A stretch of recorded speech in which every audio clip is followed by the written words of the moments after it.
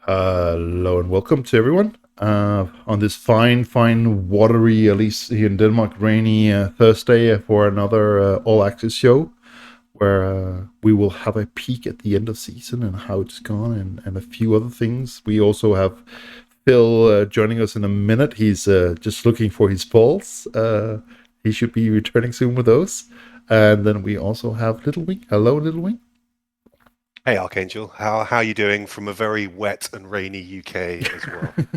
we try not to get flooded over here. It's I like it sounds like a saturation, but it's not. It's mostly like it's rained non-stop more or less for the last 2 weeks, and not the British drizzle rain, like proper thorough heavy rain for almost 2 weeks non-stop. Oh, that sounds horrible. We have had some mild weather in between, but yeah, it's pretty Mathimus, nice and cool here in my part of the Netherlands. Well, La la la, not hearing anything, and not also hearing anything more about your holiday abroad in nice warm weather and sitting by the pool drinking drinks. That's not no. okay, I'll leave that off. I'll leave that for private chat. God damn it.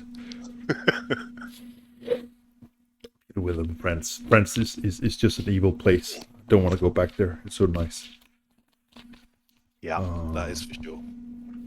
But yeah, definitely should. Cool. So Phil is off looking for his ball, so we can do the random draw, and we also have a lot of numbers to look at how it's going to improve all the different divisions and all that lovely stuff, and looking forward to those predictions. Some of us have done better than others, as usual. Um, and then we also have Galentio joining us again a little bit later, and we will be talking about, of course, the new season of Blood Bowl that is also coming in on the rise and how that would impact us. And we have sort of promised him that we would also look at some of the star players that is coming in the new season, and they are a bit wacky. I think is the polite way of putting it. What do you think, Little Wing? I'm interested to hear what Galentio thinks. Yeah, star players are a bit of a mystery to me, to be honest with you. I always try to max the team out and never really got round to using them that much, apart from the obvious ones. And some of the rules, yeah. Well, I mean, we're all getting the box, or I'm getting the box in a couple of days, the new editions. So I can't wait to look through the rule book on that. Yeah. Yeah, I still haven't got my copy anywhere near, but that's the perk of living in such a small country where everything is like 3 months later than everyone else. Yeah. And we don't even get the localized. I get why they don't do it, but it's like the delay is not caused by like the localization, which is usually the thing that takes time. Here's just because we're not. Guess we're just not important enough, which makes some sense. Anyways, so I think we should start with having a look at the final scores of our different divisions and see how our predictions. Any I think we should start from the top. I think and work our way up to Prem. I think that's the unless you have a different. Why is No. oh it's not sharing? Oh god, 2 seconds here. I have two Excels open and it's getting confused which one I want to show. So let's show the correct one here. And by correct one, I mean the one with a lot of manual data, because as hopefully none of you remember, back at the start of the season, we had a little bit of a foobar with, thanks to Serenite, that random meant really random. Yes. Who Or could just forget? repeating the same days over and over again. Um, so we have had to I will actually give you a little bit of a peek in behind the scene here. What this is, it's not because it's super secret or anything, but it's just if you don't get this, guys and girls, don't worry, it's not important. But in this Excel sheet, I pull the data for the matches, who played who, at what time, the vacation, blah blah blah. I also pull the standings. Oh, that's a little bit too far. The standings from Nuffle.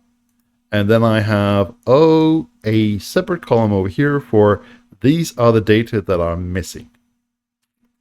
So it's usually most of it we could recreate the scores, but we couldn't recreate the casualties for the first round, or roughly first round that we had to sort of recreate in the new divisions.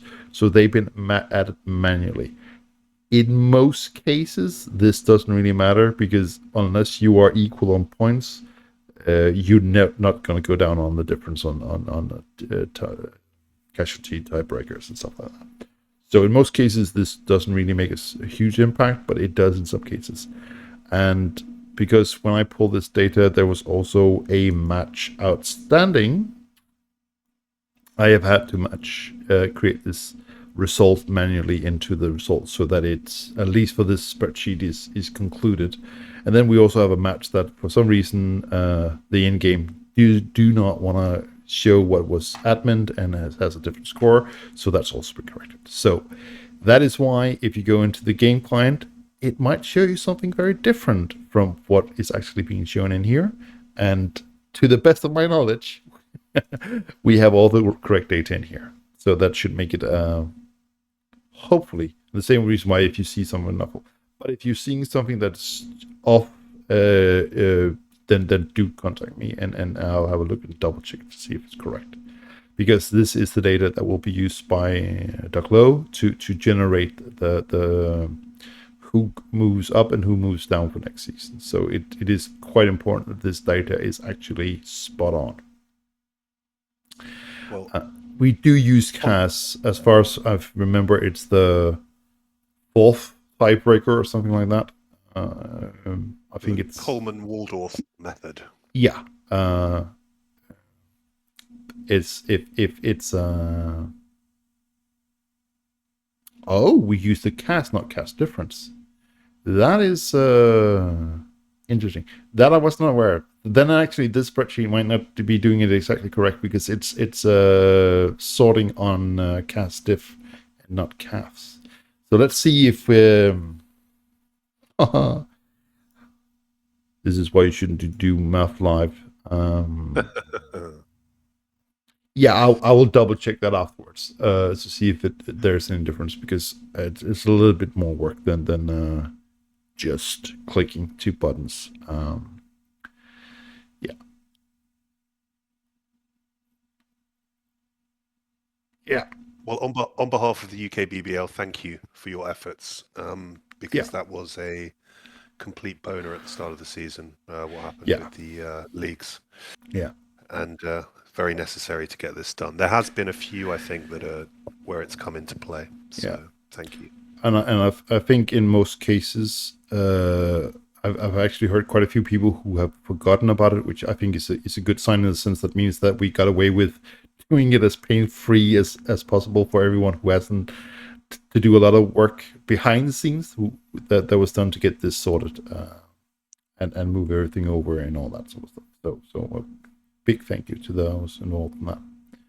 But so taking with all those caveats, we actually didn't have any predictions for Mod Conference, which we usually don't, because there is just, as you can also see here, a lot of players who haven't played all the matches. This is, as we probably usually call it, our interactive waiting list, which I think is a very fitting term for it. And so there's no predictions for that. There is, however, a lot of Prim players whose names should not be mentioned, but just bypassed, and so I actually feel a little bit sorry for those who got to play in mod against quite a few, though with fresh teams, of course, but still, let's call it seasoned players at least, to say the least.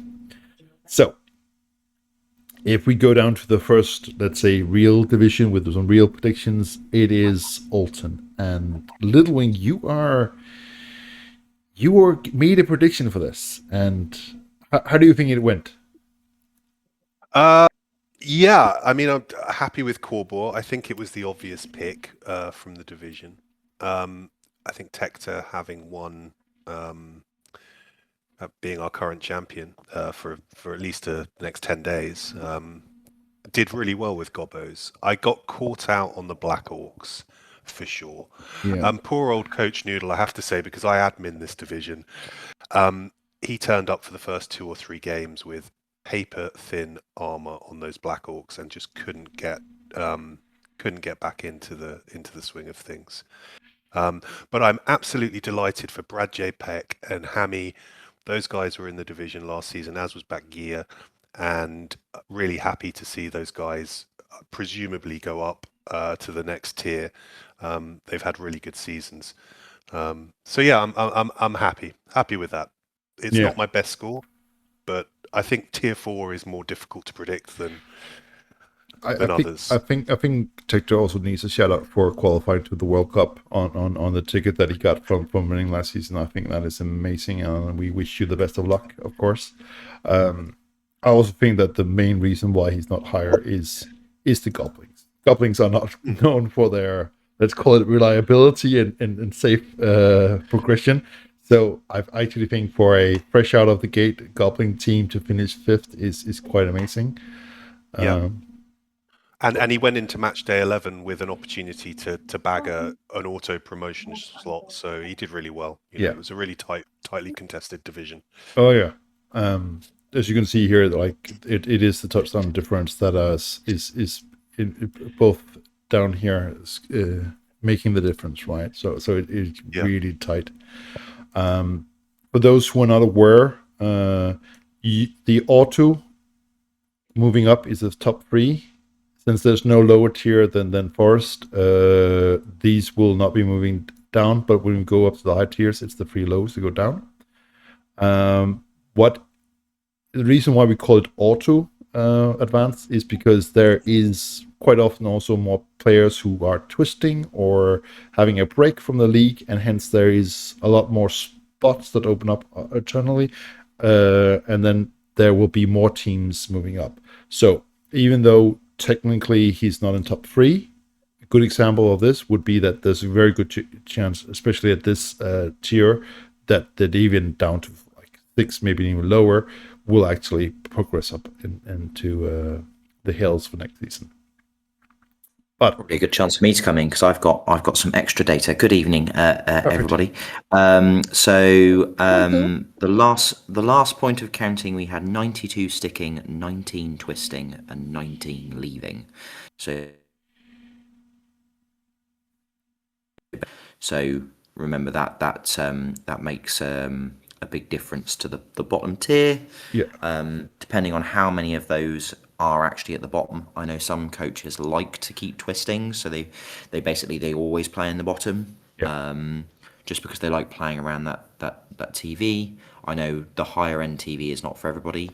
Certainly a reason why I've re-rolled this season. I've just got sick of it for a season. I'm going to go and do something else. So there's definitely going to be more movement up in the bottom tiers. So if you didn't finish in the top 2, I think it might even be 2 this season because of the structure. Yeah. It probably means that you're probably still looking at promotion. You could probably go as low as like 7th potentially, depending on where the rerolls are. Yeah, and if you are in, let's say, that gray area, it is across all the forests. So it would be those with the highest point from the forests. Once you get outside those auto upgrade, that gets to move up. I also think that talking about a little bit about the TV thing, I think also because the season was the first with redraft, and since we are, which I think is the right call, but because we have a soft introduction of the redraft, we have probably had the highest power level of all the UKBBL's seasons this season. There was some really, really strong teams at the start of the season. I think for next season, we're going to see already a lot of teams having to do a lot more of a gut-wrenching cuts to their roster to get it through the redraft this season. Yeah, absolutely. Well, Phil, you are here for the perfect timing because the next division is yours with Griffin Woods. That was pretty good, didn't it? Yeah, not bad. Well, considering you got the highest score for this division, I think it must be terrible. It's not anywhere close where we can use for anything. I just want to point out that I gave my bonus pick of 4th to Loserville, Yeah. and look where he finished. Oh wow. Yeah. that is. I wish I could say that the rest of the leagues were as accurate, but yeah, this one I got almost bang on. Yeah.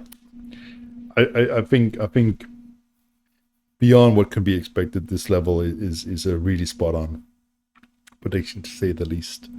I also think that I'm a bit surprised of how, say, certain of the races have performed in that division, but overall, I would also say it will always depend also on who's playing them, right? So I think it's more a reflection of that. I think sometimes with it's not a hard and fast rule. You can still have a bad season. It tends to be at the lower TVs. The coaches who tend to win more games will rise to the top, and those who don't win as many games tend to end more towards the bottom. Whereas when you start to get to a bit more higher TV, you've got more randomization because you've got more skills, and you can do things like remove players a little bit more easily. So you've just got that randomization. But I think when I went through this, I tried to find what I thought were the three most winningest coaches.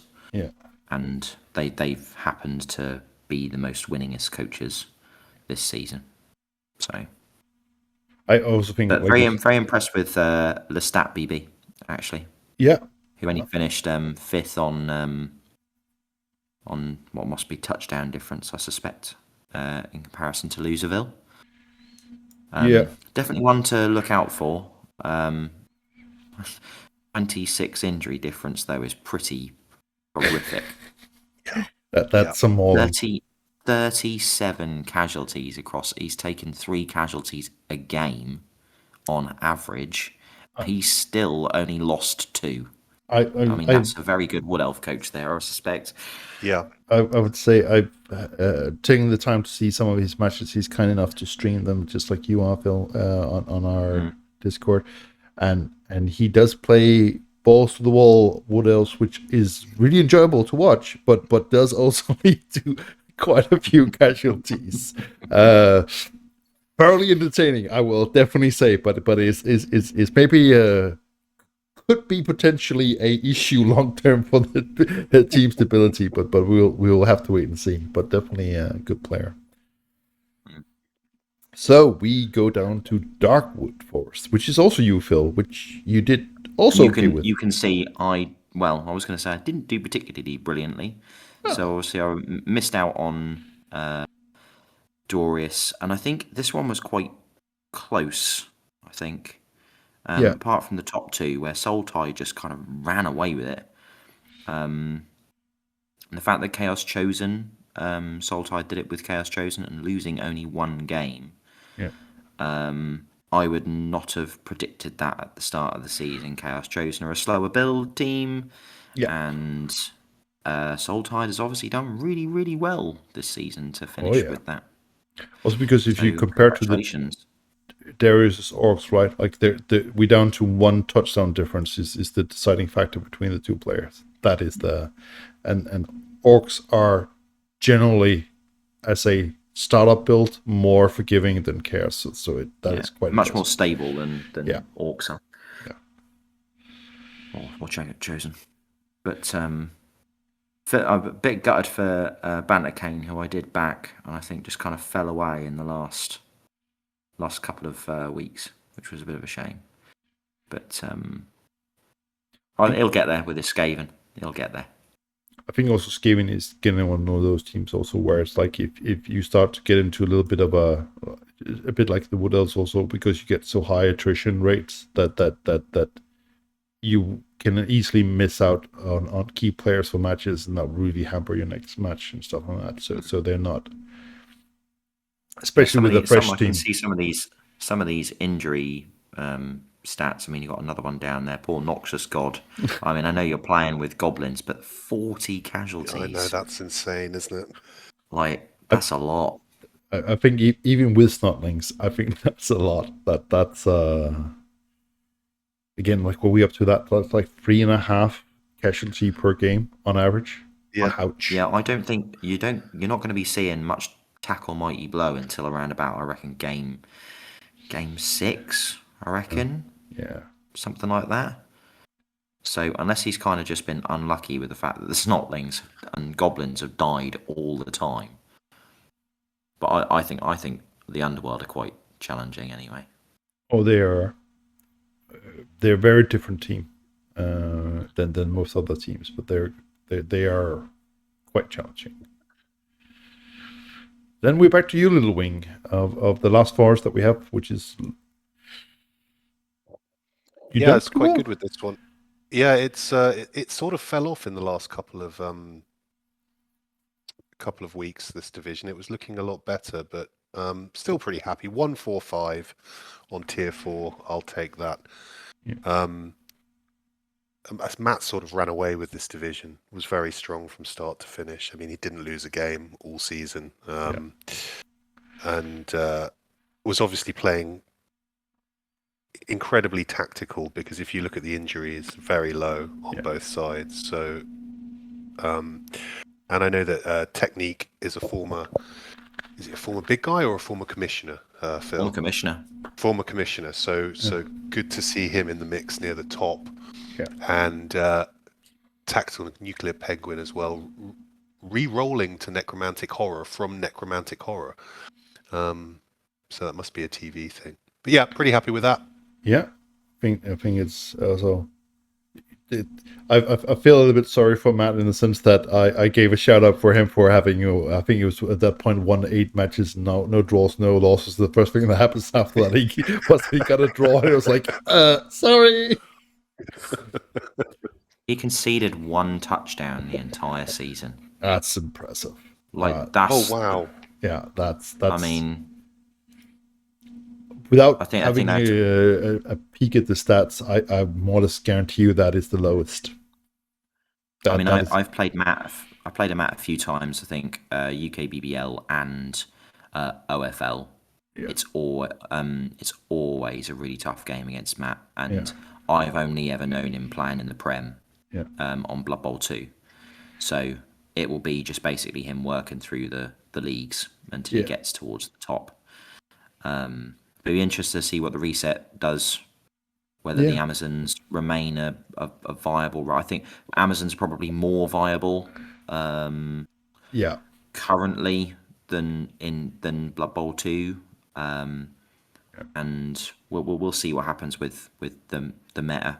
I think they could be viable. I don't necessarily think that they're going to be easy to finish into a playoff position, but I think considering definitely doable. I think it's doable. You need to have a good season, though. I think with the change that basically injuries are less punishing, as in that there's less chance of permanent injuries. That means you can keep your Amazons alive for longer, meaning you can build them better. The reduction of block, mighty blow, and guard is definitely going to help them. The fact that they all got guard to begin with is going to help them. I think they're gonna, and the Amazons was already strong in the current edition, right? And I think they're going to be even stronger in the next edition, which I think is going to be a challenge for everyone to deal with. But that might not be a bad thing. I think there's going to be, I still think there's going to be a few teams that the Zons are going to really fear coming up against. Ironically, I think it is going to be still Dwarves because of the diving tackle blitzers. I would see them probably getting tackled pretty quickly. Unless they still come with tackle. I can't remember what they get. The blitzers now they start with tackle and diving tackle, Just put mighty blow on them and they're going to be horrible. Yeah. And the other one I think is going to be really horrible is actually standard humans. Yeah. Because they already come with block tackle. Again, just go and put mighty blow on them. But that's the first skill. If you're coming up against lots of dodgy sort of teams. Yeah. But they're not going to be, basic humans are not going to be used in the same way. No. But 225 for Laurelorn, I think that's pretty good. Yeah. LittleWing. Yeah, happy with that. Really happy with that. Then we go to Colsa Hill. So we go moving a tier up now. So you Mal have came out of nowhere on this. Like Mal came out of absolutely nowhere. 10 wins, 1 loss. it is That's very good. Yeah. I had no idea what happened with Ceramol this season. No idea at all. I'm like, if I'm just looking at stats here, right? Like purely without having looked at the matches or anything, and also knowing the level of player he is, I think he got into a bad streak of bad injuries. Like 32. Possibly, yeah. If those hit your war dancers, if they hit your thrower, and you sort of like have to restart just once or twice those players in the middle of the season, you're going to struggle. Also, because now we are at Colser Hills instead of Horse, that means that these teams are now not new anymore, and that means that most of those teams that he did run into would most likely have a tackle mighty blow piece, and Woodell's without that threat and versus that threat is a huge difference. Yeah. I think Ceramol came out of Alton Forest East. I think he won the division, but he got pretty beat up last season. So I don't think he came in with a particularly strong or built Woody team either. 10 touchdowns. I think Wood Elves probably it's if you don't win the toss and don't get to receive, I think that's where Wood Elves could really struggle. It looks like probably the game that he's won, he's probably scored a couple in, and then in most games he's scored 1. In most games he scored 1, but then probably has just scored to make sure he gets some SPP, and then that's tough season for Ceramol. A bit surprised, but again you can kind of make sense. But Sminty's doing well for me. Glorious Rue's doing well for me, and again my pick for kind of the one unlucky lost in despair finished 4th. So with those disgustington sneaky get dirty player runners, just everything died. Like everything was dead. 23 injuries, not too bad. No, and I think none of us three at least would have guessed that Ceramol would have been down here. Like that is really surprising to us, and so, but yeah. But again, quite close. Like outside, like 2 to 2, probably. I think down to 6. I think on that one, it's pretty close. Oh yeah, especially also because it's quite impressive that we have 2 players in this division that are like almost like clean slate wins, right? Like 9 wins, 1 draw, and 1 loss, and that's not enough to win a division. That's a tough. But that usually should be enough to win a division, but in this case it wasn't. That's then it's really a high bar to cross. Yeah, absolutely. Then we have Frolic Hills. Well, I'm very happy with this division for several reasons, actually. A 1-2-4 for the top 3 is great. And also, my heart goes out to the 2 dwarf coaches that finish in 2nd and 3rd with stomping seasons. Nobody ever. I'm ploughing that lone furrow. Yeah, absolutely. But really happy with that. I think Worsner, is a coach to watch. I mean, we did the semi-final against Snow Troll Archangel, good player. And it'll be interesting to see how the sort of top 4 or 5 get on, particularly the dwarfs going forward. It gets tougher the further up you go, guys. So the dwarf at the top. Yes, I will agree with you on that one, though. So I think Worsner was brought in by Bombadil. Yeah. And he said, really good coach, regularly kind of gets through the ladder. But you just need to be aware that he kills everything. Like, he will just kill everything. And 29 injuries across the season. Yeah. So he's going for a fair little bit. I'm not sure if we're meant to be able to see your. Yeah, there we go. Yeah. There we go. So yeah, good coach, but when you kill everything, it tends to mean that there's less players to stop you scoring. There seems to be some connection. We're talking about also the same with up here in Lost in Despair. Like if you're removing everything from the pitch, it gets a lot easier to move the ball around, right? Yeah. It's amazing how that works. But yeah. So we are actually now down to the first division that I had. And I really remember having this discussion when we were looking at this that you said that I would regret not putting Itchin on my top three and not just as a shout out, which came really true.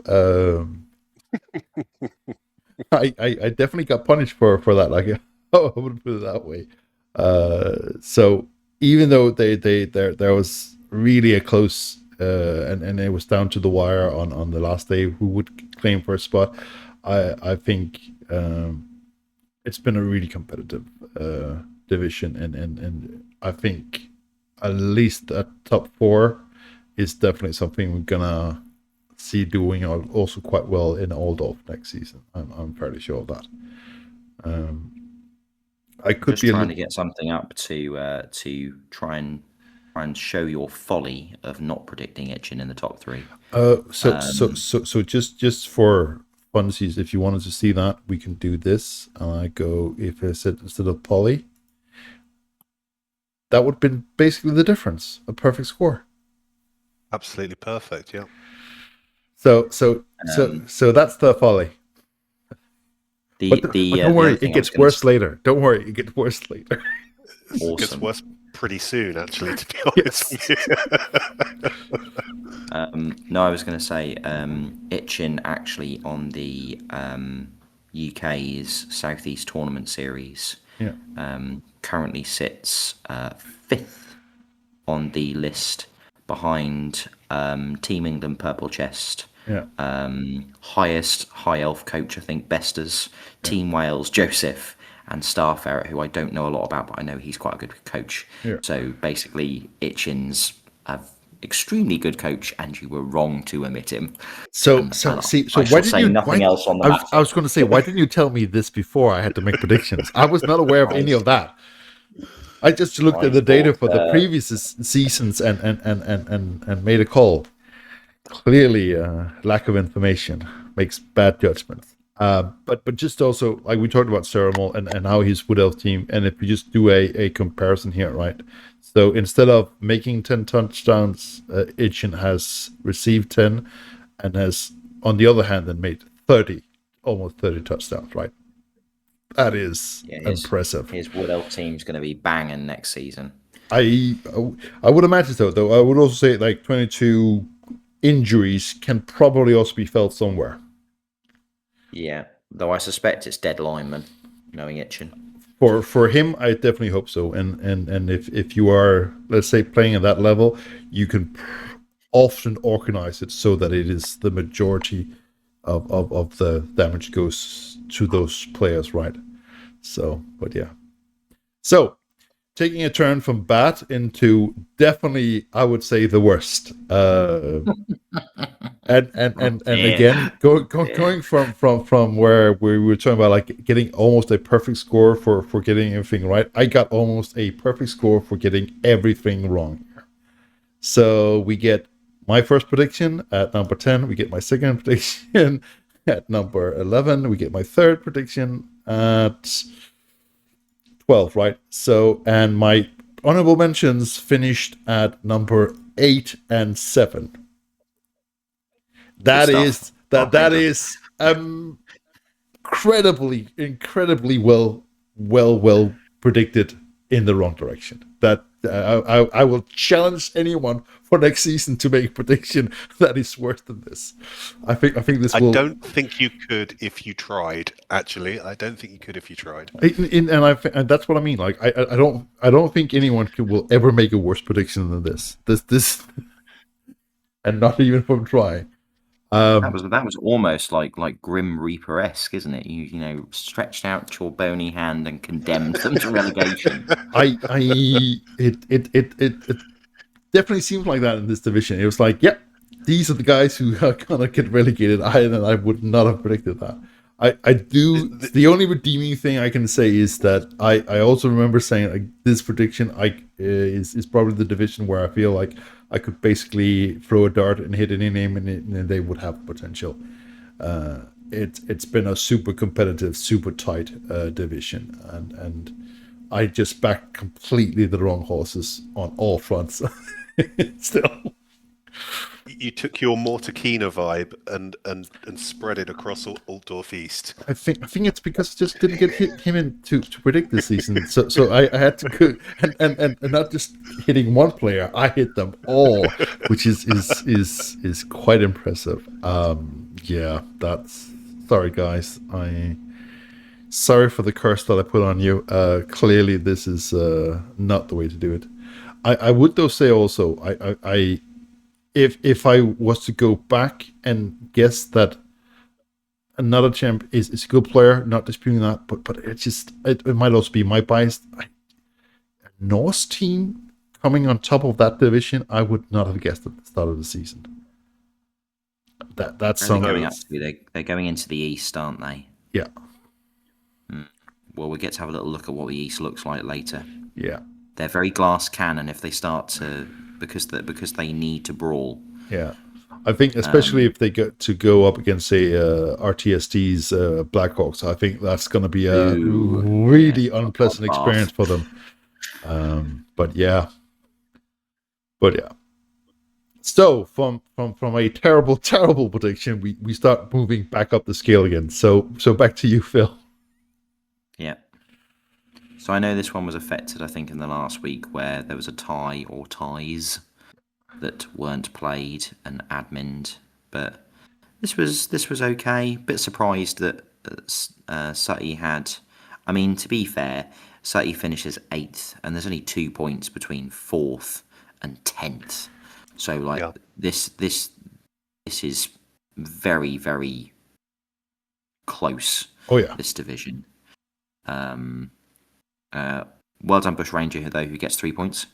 I think just getting points with halflings is an incredible achievement, and managed to score 8 touchdowns as well. So I always look out for Bushrangers results. Yeah. Fantastic person, just a fantastic person. Yeah. And talking about the death toll, though. Oh wow, 57. Oh wow, that's and sausages were enjoyed by everyone. a lot of pies. That's a lot of pies. Wow. No, I think also again, like just looking the other end of the spectrum here, like Sancho had a predictable also, but a good season. I remember telling you that you might regret that, and I would though say at the start of the season I would not have predicted 38 casualties, but fair enough. That is definitely a killing spree that is hard to compete with. Yet there's someone who beat him, and it might also just be somewhat because of the admins, but still, true. So since you have chosen to abandon ship here in the closing hours of this, I will get to enjoy them coming up, and not both you and I. So it's going to be really interesting. So. Can I just point out we managed to get through that sausage pun without bringing up Toad in the Hole. Oh, I was actually happy about that. You did it. I mean, we could have all just moved on with our lives, but you decided to do it. It's a parting shot. Let's move on. Yeah, cool. If we move up to Prem East, we get to do another division of mine, and I was more comfortable with this predictions. I still managed to fuck it up somewhat, but I think at least also from the season that BB not had from the previous season going in, I'm a little bit surprised that seems to have gone into some rough weather. Also, if you look at the injuries over here, that No, that's actually his injuries. It's not the other way around. Okay, then it's not so bad. Not so bad. Okay. So, but I think yeah. it's just the thing is the Nurgle that this is quite a bash heavy division. Oh yeah. Very heavy. Black Orcs, armor 10 on 7 of the pieces. Shambling Undead, regen. 3 Orcs with all armor 10. Dwarves with armor 10. 4 Orcs. Lizard Men who won't be putting their armor 8 pieces in any trouble. So you're basically playing against armor 10. It's just a really bashy division.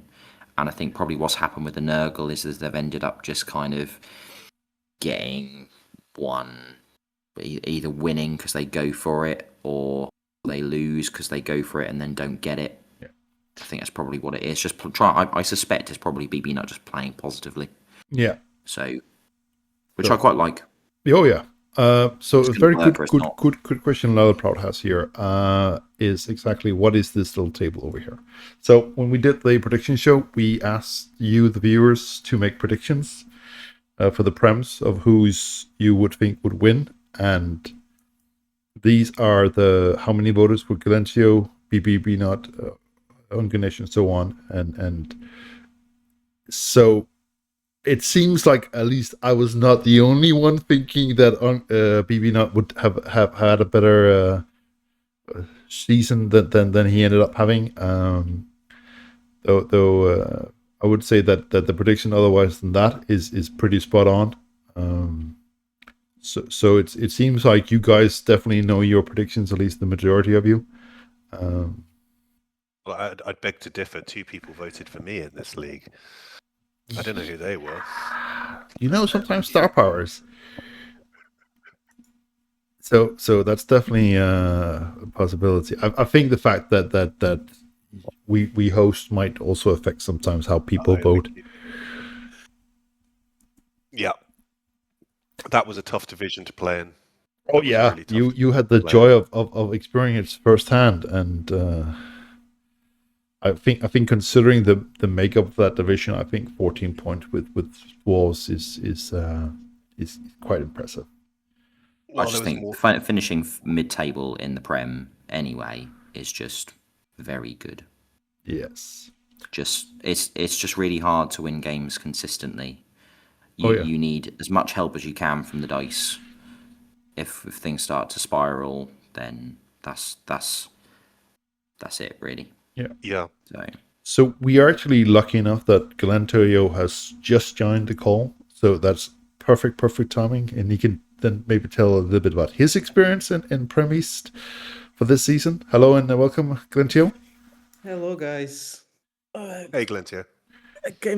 I drove 3 hours through a storm just to be here. So, oh, horrible. Glad you made it though. Yeah. Well, I was East this season. Yeah. East this season was the Black Orc supremacy. No one saw it coming season. No. Like they of all the 11 games, the Black Orc game was the most spectator mode game I had. It's just things were happening. I could have tried block or blitz once per turn, but my team was just getting deleted by the spam of Mighty Blow and fouls, basically. Yeah. I think Black Orcs is one of those teams where you can. So I get to get the pleasure of playing them in the playoffs here. So I'm also concerned about, like, I could easily end up in a spectator role against that sort of team. It's just like it can, like, there's a nod that he simply gets sent off a couple of times and his game turns much more difficult for him. But for example, in my case, it was like 8 or 9 fouls with a dirty player. It was never sent off once. So yeah, that's I couldn't do anything about that. Like, and that against Black Orcs, you lose like 2 or 3 players, and it's almost GG. Yeah, don't have enough to battle the strength. Yeah, because it starts to snowball, and then it just I would imagine Apart you sort of that,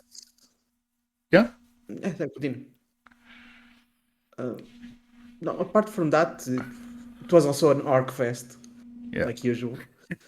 I would say, Oh, you're the art coach. What would you say? I was going to say, like, I don't think 4 orcs is common, and it's definitely a lot of them. Like in any race that I don't is, think they'll be. Mhm.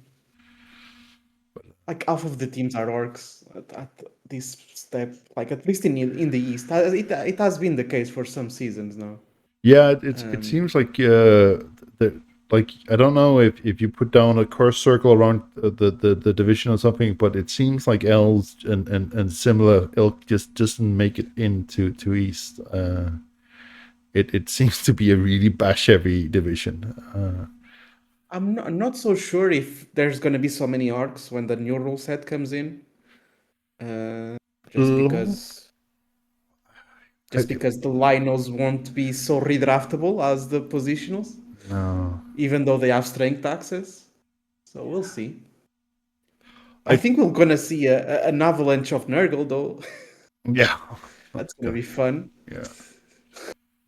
So, But but yeah, yeah, like The I number the the number of orcs, I think, will depend on possibly whether we decide as commissioners to go. It's a brand new rule set. We don't really know how it works. So what we're going to do is we're going to go to the 20k fee for the redraft and then keep it like that and then see how it all plays out. yeah. I think if you do 10, I think probably what you can do is you can go orcs will be guard caddies and you might put a few guard on those players and then the big uns will just murder everything. Yeah, but So but I don't know. I don't know what is the depends answer, but depends on the elite skill tax. Like if you go elite skill tax, that's like if you have 10 guard on an orc team, that's 100 TV more just because it's elite skills. yeah, well, I will say that the UKBBL will absolutely implement all of the core rules in the game. So yeah, elite skills will be charged at extra. So definitely. everyone can take that as a bona fide guarantee. If you take block, mighty blow, guard, or dodge, your players will be worth 10k more than they were previously. Yeah, So that and is no almost a discount to guarantee. randoms anymore, which I think is going to be also huge. Mhm. I actually Yeah. think that orcs with a 20k redraft fee per season will be stronger than without. A line orc gets 1 kill, he gets 3 star player points, he gets to roll random, he gets to pick guard. Oh, that's 1 match, and he gets guard. They don't need anything. True. And the positionals, they will score touchdowns. The only losing player, so to speak, on the orc roster is the black orcs, in the sense that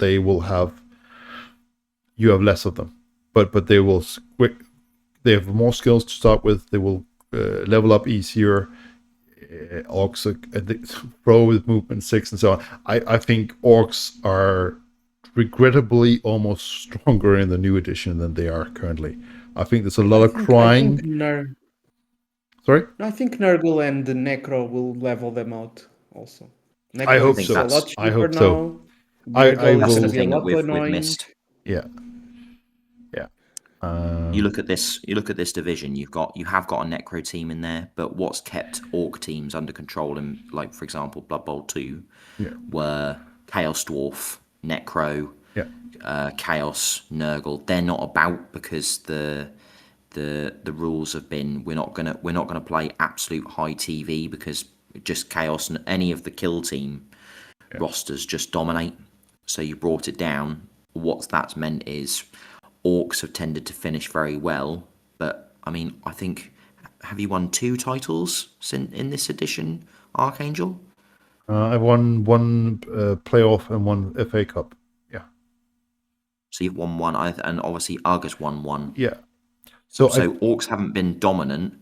What they've just done is they've stuck around in the Prem because they're just solid. I think for better and worse than this. So when we went into this bubble 3, we had the preseason where we played before the game got fixed. I played Dark Elf, so I wanted to play something else, and I picked Orc because Orcs are reliable. They're stable. They will work out of the gate. They will progress nicely. They will not fall off the wheels because you don't lose that many players usually in most matches. So they will but they're also hard to squeeze that extra juice out at the end, where something like Wood Elves or Skaven, they're very good at that, but the wheels come off very easy. And I think that stability is why there's a lot of people who pick them, and that's also why they get really nice stability results. But it's really hard to get that last juice out of them. And I think the buff to stats in the case that they're cheaper and that they don't cost they are cheaper in terms of SPP and TV, especially the really nasty ones like strength and agility. So I think orcs are gonna benefit from that as well. yeah, Imagine strength 5 begins just clearing a house. yeah, Strength, or strength's, I think, going to make a comeback on terms of like stat increases will make a comeback. I'm in also the really next concerned edition. about how many players are going to get agility boosts at 30k. It's only 30k. Only 30k. That's insane. Bonkers. Yeah. That's bonkers. I think as well, there's been some chat around kind of how agility 1+ works, and I haven't fully read into it. But there's some chat about 1+ being like only ones. Yeah. Like are gonna, only ones are gonna fail it, even like modify. Yeah, I'd need to look up on it. I think there's people arguing that like agility 1+ is only going to fail on a 1. Yeah, we're back to this raw reading, and I think that will be QA'd as quickly as possible to just clear up and clarify. I don't think that is there in Daltalgia. Yeah. And that will just in tabletop we'll just use the 2020 agility rules. It doesn't make any sense that an agility player never fails. Yeah, I agree with you. Just you -1 for each one, and okay, so you start at a 1+. If you -2, that's a 3+. Okay, that's it. Yeah. If it's not changed by anything, a natural 1 is still a fail. I'm not having people not failing because they've got 1+ agility. That's insane. Yeah. Yeah. Mm-hmm. And also it doesn't make thematically sense. It doesn't make game balancing sense. And just be a ghost and like walk through everything. I'm agility 0+. Yeah, and so in that sense, I think it goes into a lot of other discussion and predictions. But let's just finish this before moving on. Is people deliberately trying to poke holes in what's written and to exploit the rules in any way, shape, or form they can. Whereas, don't get me wrong, but any common sense in 5 seconds should tell you that, of course, it's not how it's going to work. Because if that's how it works, you might as well not play the game. Because it just wrecks the game completely at a core level. Yeah. And it might be like saying, okay, if you got strength 2, you always win the block dice, right? Like, wow, okay, why? Because they clearly didn't write the rules correctly. Okay, clearly. Let's just say that anyone with strength 2, well, clearly they also always down your opponent. Clearly, why? Clearly, good rule, right? Like it's such a broken at a core level that I don't believe that it's how it should be, and it could be, because you will break the game quite literally, in so many ways that it's ridiculous. There's already J-League did an amazing job at just breaking the rule set wide open. Oh yeah. Like having chainsaws at 3+, cage dive into sackings. Yeah. And having bullseye 3+ with deep roots. But here's even the thing, right? Like, even if you have a goblin with stunty, right? It has agility 3+. If you give it a 30k upgrade, it now dodges on 2+ with a reroll. All the time, yes. Well, what? Nice trying to protect your cage now. Like it. Yeah. There's so many things with the new rules that it's gonna be a lot different, and I'm really happy about that. I'm also curious to see how that works. But there's a lot of things where it's like that's insane if you look at it. But let's keep that discussion for the discussion about the new rules, and then finish up the predictions, and then we can move on to that. So we have only one division left. Sorry. No. Can do it after West. Yeah. Just let's continue. So we have one division left, LittleWing, which is yours. So yeah, pretty happy with that. I got on the chaos train, as most of us did, and that didn't work out, but only first to third. Really happy that Fantas did so well this season. I think his team was primed after a few seasons to make that final push to the playoffs. And nothing personal, Archangel, but I'm really happy that because this was the biggest risk that I obviously took in this league, was predicting you for second. There was logic behind it, but it was wrong. I think what you ended up doing for the last few games was just building a big bench and sending out the B team, wasn't it? Yeah. Yeah. So I think I had a similar experience that Galentio had against RTSC. I played against Fantas, and the Orcs just decided that armor was clearly overrated and got 7 injuries and I think like 8 KOs or something in the match. And it was just like every time they got punched, it was like a removal. And it was just like, okay. So funny enough, I lost that match, and also meant that for the next game, which was funny enough against Little Proud, which then I had to sort of like field the B tier team because that was all I had left. And then it was from there on, it was like I actually have enough points that I will make the playoffs regardless.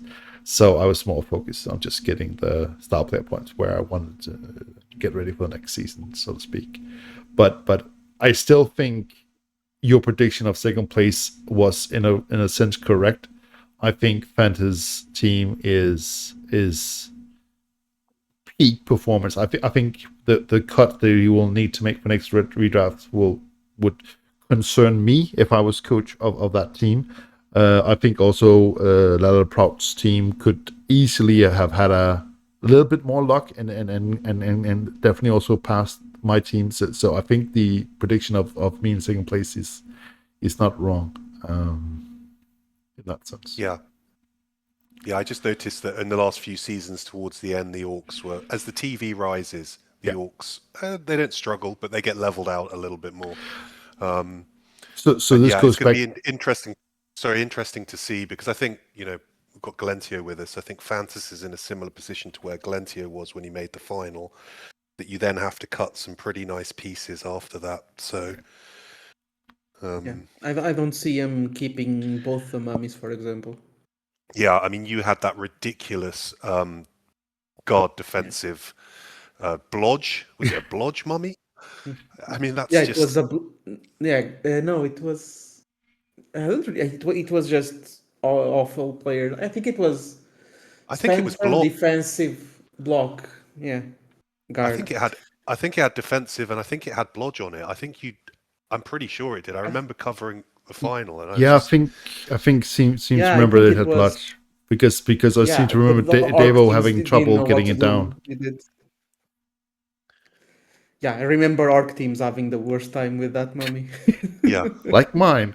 Yes, I think Mathemus mentions it. Like, to be fair, ending up in second is not a place to be complaining about it, and I'm not complaining about it either.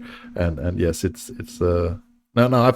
The first season when I got to Prem, I didn't finish number 1. So other than that, he has to shave around 300 TV in redraft. Oh yeah, I think though also, like I said, this goes back to what we talked about. Like, Orcs are stable, but as we also talked, as the team out creeps up, it's hard to squeeze that little bit out of it. Where there's like those super mummies, so super cool or super claw, mighty blow, blah blah blah, having lots of those. Like, you get or wood elves that get all those nice things towards the end because they now built their team over the season.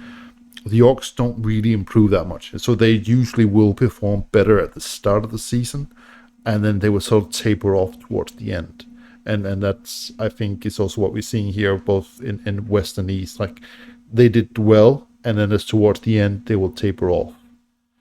Even the Black Orcs had a little bit of the same issue. So, objectively, I think he has a better team than mine.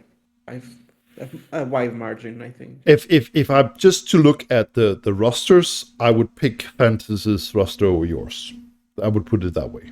But it's definitely going to be an interesting match, and I'm actually sort of really happy that we get to see the mirror matches instead of seeing 2 times undead versus greenskins, because I think that would have been a much more boring playoffs and final. Whoever makes it, right?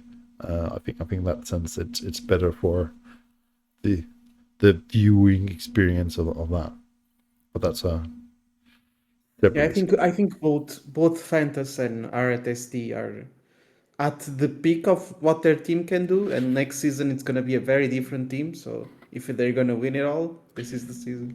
I think Fantas's team will definitely have a some hard decisions to make for the redraft.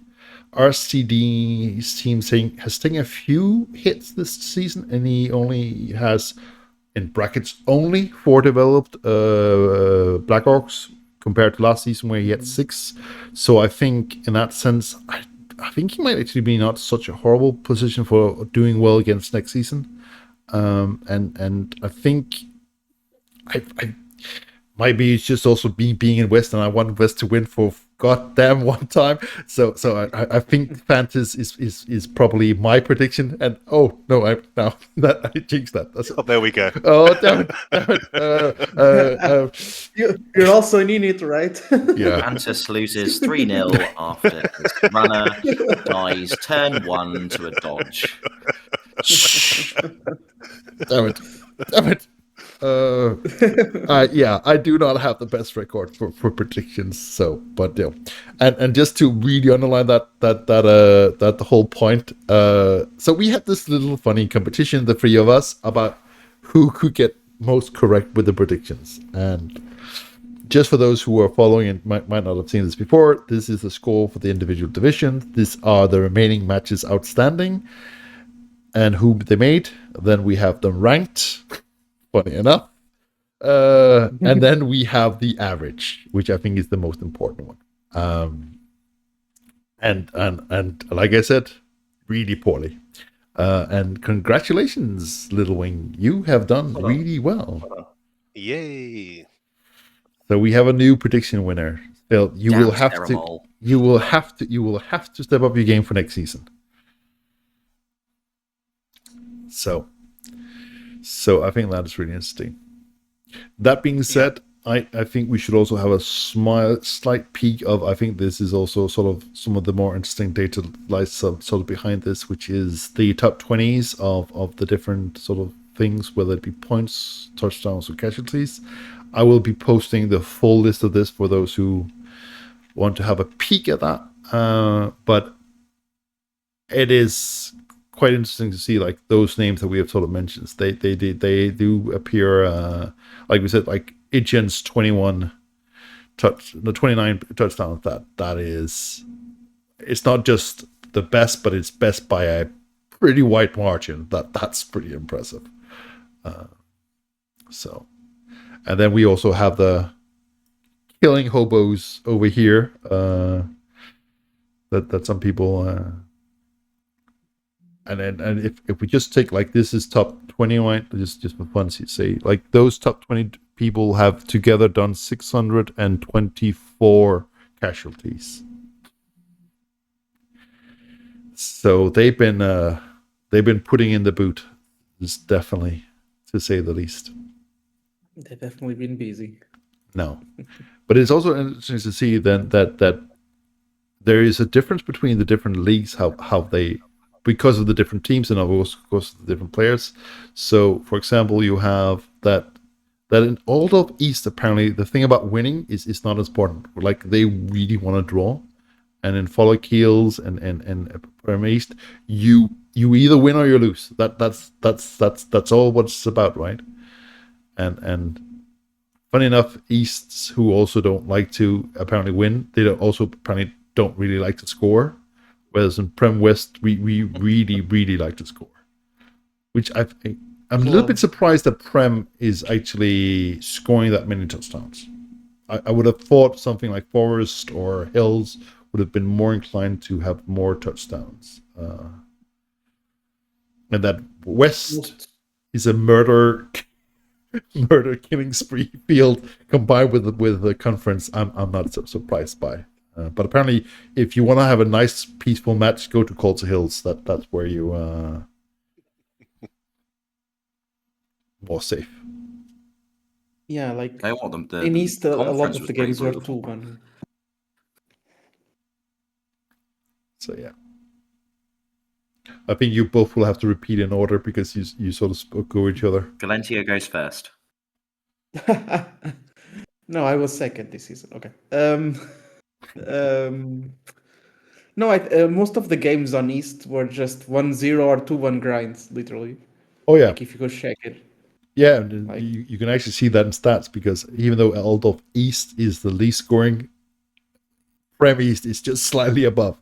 So if I was to read into that, I would say so. Even though you win a lot of your matches or lose them, you do so by small margins because there's not a lot of touchdowns to go around. Whereas West seems to be much more a lot of touchdowns, but also having a harder time of picking a winner, for example. And that's I think is sort of the fun thing you can do with comparing like two of these stats. With it's like okay, I can also go West. They like to score a lot, and they seem to be also quite murdery. That should make for some interesting viewing, at least. You might not get a winner, but you definitely get some interesting viewing. Whereas if you are watching something for, say, Aldorf East, yeah, you're going to get middle ranged casualties, low TDs, and a low chance of a winner. But yeah. What do you want to say, Phil? I was going to say Moot Conference was quite murdery, but I know there was a lot of stunty down there. Yeah, there was a lot of I mean, I think halflings. there was three. Was there three halflings at one point? There was certainly two. I think there was 3 at one point. Yeah. There's always also an underworld team which offered up lots of snotlings to the blood god. Yes. So, and as I hinted at in today's announcement, we actually have that Scrambling Undeads have overtaken as the most winning race of all the different teams. So if I'm just pure looking at stats from this season, we should all be playing Scrambling Undead. They've been doing really well. I think they're gonna be the best anti-Amazon team in the new rule set. I think that could be correct. I'm not surprised Like seeing OWA will get close just because it's OWA, no? Yeah. But yeah. What's really nice is actually I went on Blood Bowl Tactics and they're starting to run out of like the competitive teams to add in. Yeah. So I think you've basically got Chaos Dwarf and I think it'll be the two new teams. You basically got then like the stunties kind of left. So you've got ogres, gnomes, snotlings. Yeah. But of the like the competitive teams, Yeah. I think you've only got Chaos Dwarves. High elves. My suspicion is that as High Elves is the only team to not have been remade, and because the pattern seems to be new team remake, apart from the box set where they've gone 2 new teams, and I think we had a new team before that, if I'm right, because I think Chaos Dwarf was the new team before. Yeah. I would suspect that High Elves will be the next thing that we'll get. It was already confirmed that after the box it's High Elves. Oh, that's cool. All right. So I was going to make a conspiracy theory, but it seems to be already confirmed that if it was me, I would release High Elf in the game and on the computer at the same time, so you get most hype and can sell the new game. But that would just be me. If only they had that marketing sense for several things. I would love to give them that much credit and say that that's what they've decided to do. But yeah, I think these stats I'll post these also. But I think it's also sort of interesting. Like there's certain races like Dark Elves, they either win or they lose, or in Vampires and Imperial Nobility, they do get a lot of draws. I'm not surprised to find dwarves up here. But LV Union also. Surprised about vampires there. Yeah, people have not gotten used to vampires in Blood Bowl 3. I would also have to say, like, all of this has always to be taken into consideration. Like, there's one team to represent this data, and that makes it's a really thin basis of it. And I think as we get more Imperial Nobility and Vampires, we might, and also the same with the Elven Union, we might see these numbers more or less call it stabilize. I think it's because vampires, if played well, are very win or lose. There's no like. As I say, we've got 19 twisters as of today. We have 15 new or returning coaches, but they're all playing new teams. Yeah. So we've basically got 34 new teams. I would expect to see some of those to be vampires. I think so too. I know Demology wanted to play vampires and came in and said, hey, is there space in the conference? I'd like to play them. And so did so. And I think is playing again next season, I think, from memory. But I wouldn't necessarily...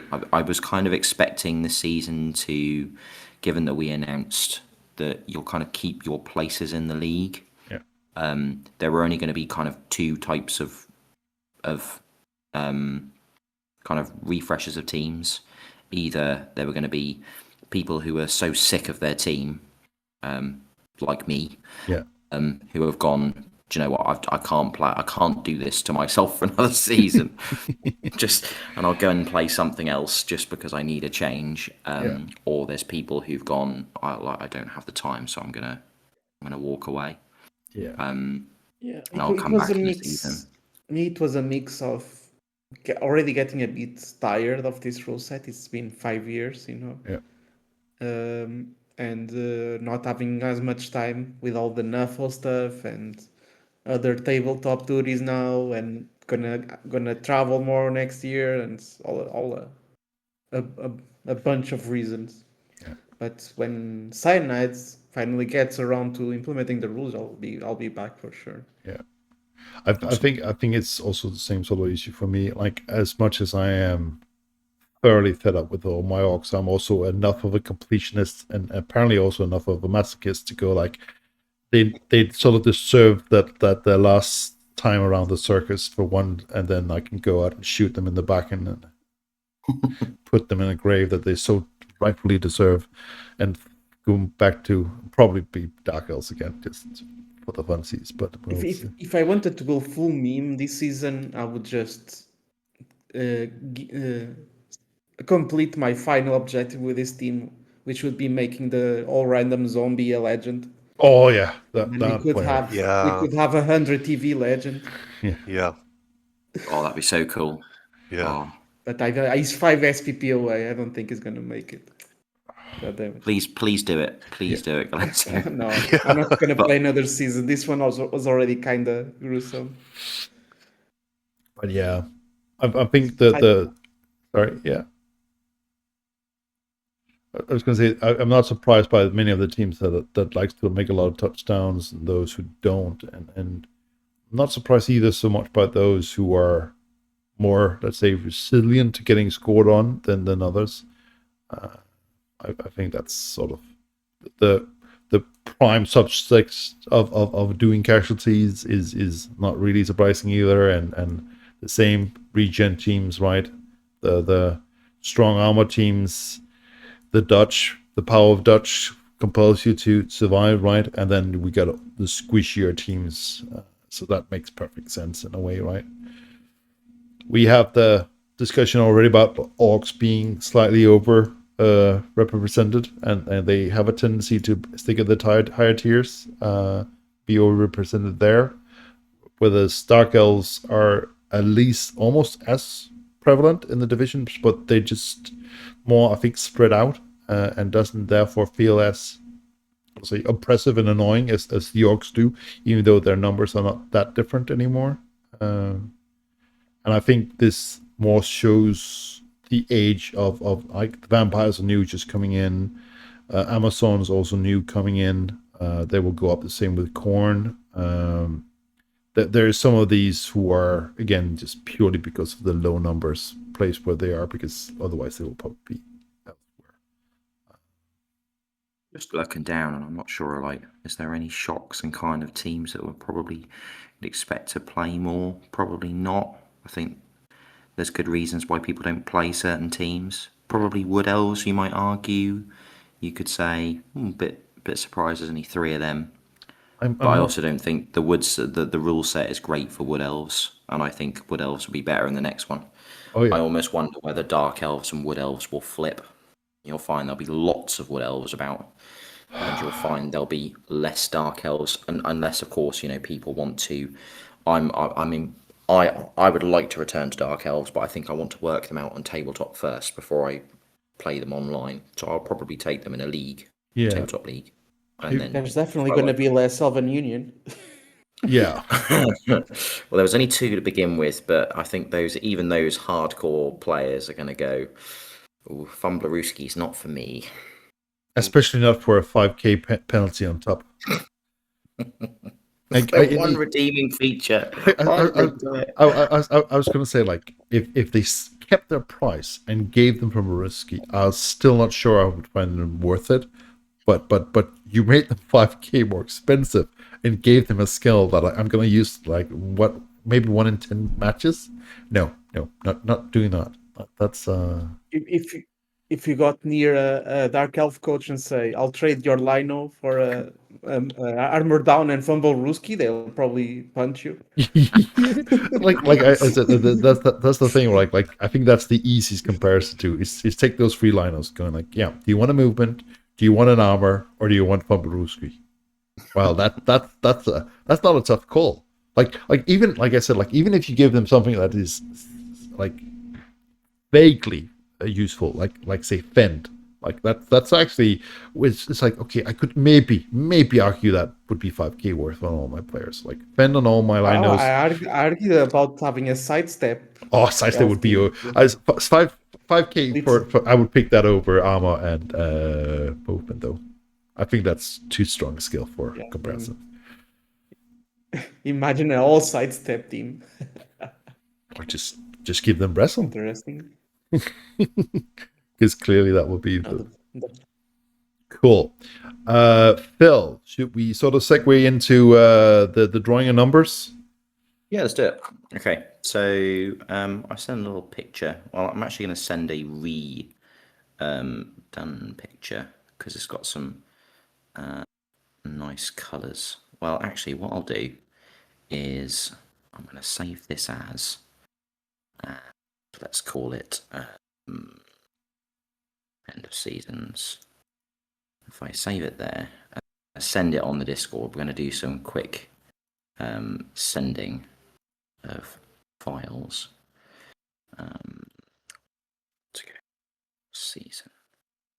And then I can send this to. Is this going to be too complicated? I don't know. That's not. Okay. I have the list here of red team versus blue team. There we go. Yeah. Oh, hang on a minute. Right, close that. And I'm going to go like this. Because then you could probably show it on the screen. It's not very high tech. But if I send that to you, that's now on the Discord. Yeah. So you can open that up and you can show that, and we can kind of input things. Yeah. So you know what's going to happen, folks. I've got a very high tech pack lunchbox of numbers between 20 and 38, and I've got a very high tech packed lunchbox of numbers 1 to 19.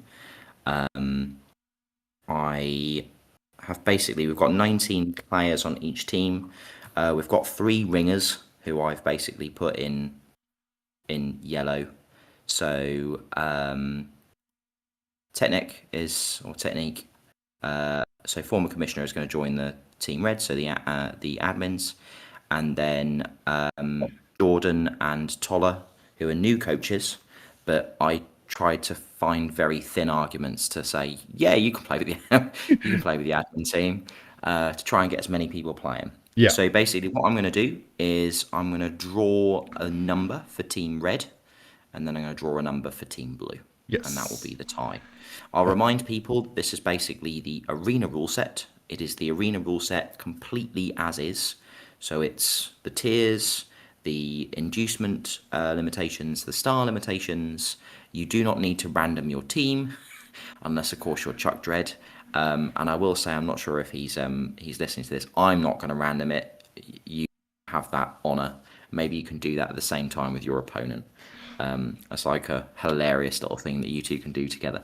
So I could make a recommendation. But the easiest way is probably you create a team, you get it registered on the arena. Thereby you have proven that it complies with the rules, and then you just take a friendly match with that team against the other arena team, and thereby we have ensured that I think it's the easiest way of doing it. But that's just a suggestion. I'm also going to say that this is meant to be a silly end of season tournament. Yeah. And I'm not going to be checking rosters. No. I'm hopeful that all of these admins and all these lovely people who want to play an extra game are not that fussed about winning a one-off game that is essentially a friendly. So remember the points. So I think I did the points the same as a rugby event. So I think it's 5. I think 5 points for a win, 2 points for a draw, 0 points for a loss. I'm going to give you a bonus point if you score 3 or more touchdowns. I'm going to give you 1 bonus point by losing by only 1 touchdown. So essentially, if you 2-1 grind, it's going to be 5 points for a win and 3 points. And 1 point to your opponent, so you only get 4. Obviously, winning 2-0 is going to give 5-0. 3-0 is going to be 6-0. So the idea with the bonus points is to try and keep everybody engaged in the game regardless of how it's going. There's always something to fight for the last turn. So don't kind of get people booking out their evenings and then by turn 7 they've gone, oh, well, I've won this game. I've lost this game because you turned me over and I'm down to 6 players. So there's something to play for. Okay, so I'll draw the admin first and then I'll draw the challenger. So just to confirm, Central, yes, it's time for Phil's fumbling balls. Yeah. Okay, so the challenger is 26. So that's going to be Stubaka. 26.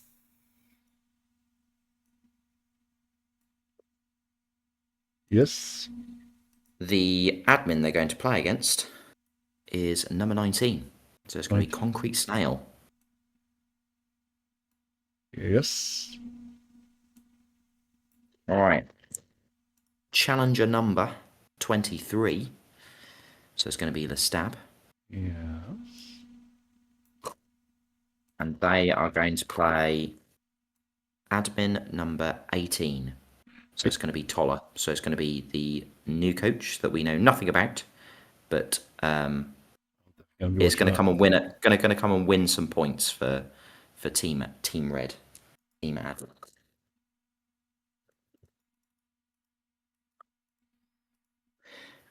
So Challenger 20. So it's going to be Foster's, who was the first one to sign up for this. He was very keen. You should get you, Phil. No, he's going to play number 12. So he's going to play JB. Please click there. Cool. I mean, I've already said I'm playing Lizards. So 33. So Challenger Rufus Stalin. 33. Yes. It's going to come in 14. So that's going to be Tector. That's going to be brutal. JB against Foster's might be quite good as well. Yeah. And Stewbacker against Concrete Snail as well also might be quite close. Oh, yeah. Yeah. Okay, challenger number 22. So it's going to be Arctic Antarctic. So this is a Prem West challenger. Yeah. I will say a lot of these admins have played or do play quite high up. Yeah. Oh, I feel sorry for Arctic. He's playing number 3. Well, I thought he was playing you then. No. Yeah. I feel sorry for him because I know he's probably going to be playing against Dark Elves who are going to Daka. That's a good... I was actually thinking of going Gobos and just having fun with it. But then you said that we needed touchdowns. I want to win. Yeah, Gobos.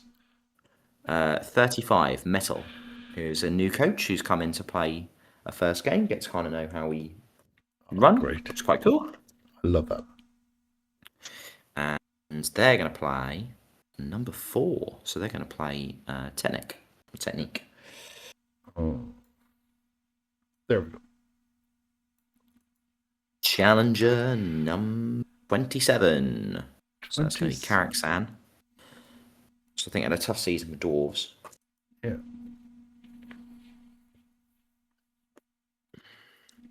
He's going to play 17. 17. So that's Jordan. So I think is a Spanish tournament organizer as a TO, because Loserville was talking to Jordan about attending their tournament. I'd love to do a tournament abroad at some point. Oh, we should do that. Way off. Definitely do Way that. off in the future. Yeah, I'm going to the UKBBL next year, but might be the next one. 36, Challenger 36, Ichigokuto. Bane I of don't my know whether that's how I existence. say it, but that's how I say it. Why do you say that? Well, I seem to remember he has wrecked my predictions quite badly this season. I see. I see. Excellent. 16. So Louis. Yeah. Shaking my That will fist be at the quite sky. close as well. Oh yeah, that should be a good match. 21. 21, Bombadil. So Bombadil. So it's having a break, I think, from the season, from the league, but it's going to go and play one last hurrah for this rule set for the challengers, and they're going to play 10. Well, that's a tough assignment. Oh yeah.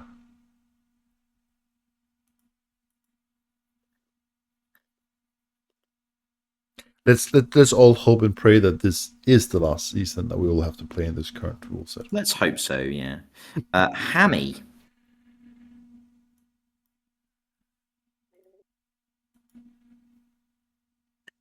Gets to play Number 9. So that's Gav. Coleman. Gav. Right. Challenger number 24. Mark. So that's Mark. I mean, if I was to pick someone to play, it's not him. So. It would almost be a shame if it was you, Waldorf, or Snowtroll, as you already sort of played against you. Sminties is going to play, Mark. So 7. Yeah. Good. Weird stink. 31. So that is Will. Well, It's going to be against number 6. So that's Waldorf. it's the W Again, versus W. A tough assignment, I think, for Will. Oh yeah. Be interesting to see if 32. Waldorf picks over the Lions in the new rule set. Mm. The Beast. So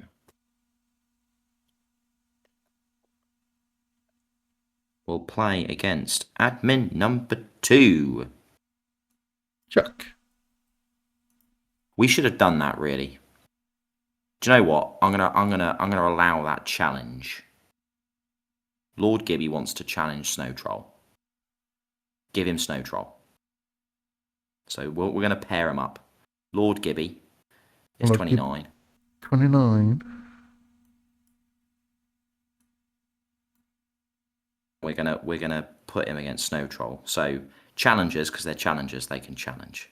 I'll make that a rule on the spot because it's, We like it. my tournament.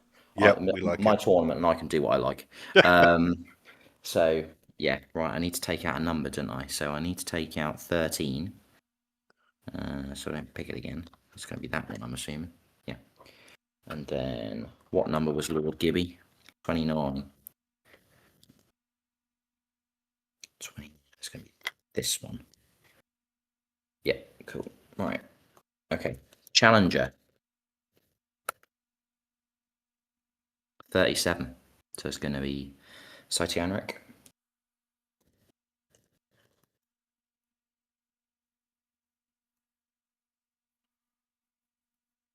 It's going to play number 5. So it's going to play LittleWing. Oh, that's good. We played a few seasons ago.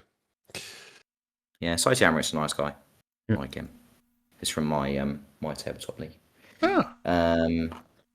So I have some connections. You do meet people in the real world. Is that what you're trying to say? Yeah. They're not 2D. They're not all 2D. Red October, who's another local boy to me. The boys back in town. 15. So it's going to be core ball.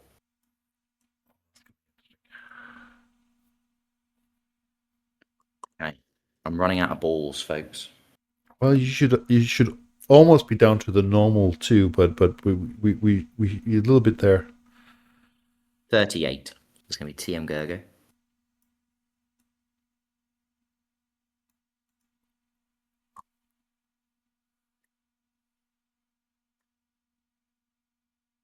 It's going to have to play against 8.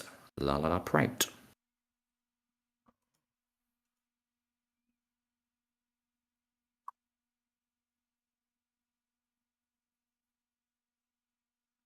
We have the final 4. Okay.